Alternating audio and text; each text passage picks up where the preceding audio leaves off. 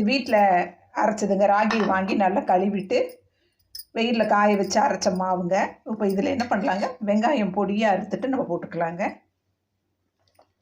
நல்லா பொடியாக அறுத்து போட்டுருவோனுங்க, அப்போ தான் சூப்பராக இருக்குங்க. பொடியாக அறுத்த பச்சை மிளகா போட்டுக்கலாங்க. அப்படியே மல்லித்தலையும் போட்டுக்கலாங்க.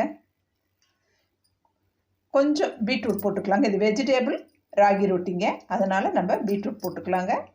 கொஞ்சம் கேரட் சருவிட்டு கேரட் போட்டுக்கலாங்க. கொஞ்சம் மிளகாத்தூள், நல்லா இருக்குங்க, சூப்பர் டேஸ்ட்டாக இருக்குங்க. உப்பு, தேவையான அளவு உப்பு. இப்போ இதை நல்லா கலக்கி விடலாங்க. இதுக்கு ஒரு தாளிப்பு கொடுக்கலாங்க. கொடுத்துட்டு நம்ம மாவு பிசைய ஆரம்பிக்கலாங்க. இதுக்கு இப்போ ஆயில் ஊற்றிக்கலாங்க. ஒரு 2 ஸ்பூன் ஆயில் ஊற்றிக்கலாங்க. தாளிப்பு ஒன்று கொடுத்துக்கலாங்க.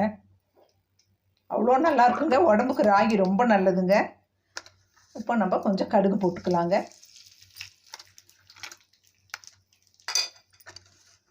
கொஞ்சம் சீரகம் போட்டுடலாங்க.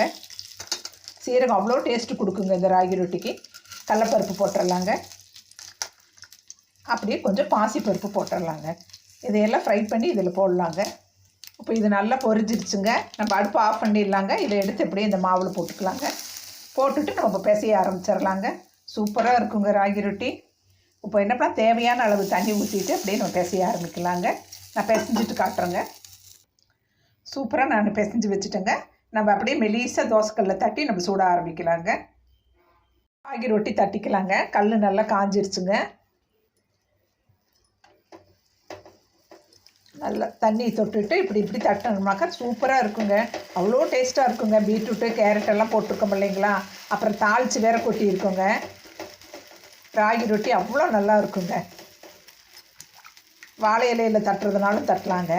இது அப்படியே இருக்குதுங்க. இப்போ அப்படியே மெலிசாக தட்டியாச்சுங்க. இப்போ இதுக்கு கொஞ்சம் ஆயில் ஊற்றிக்கலாங்க.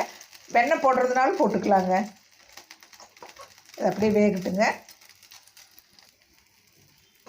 இப்போ அப்படியே திருப்பி போட்டுடலாங்க. நல்லா வேகட்டுங்க.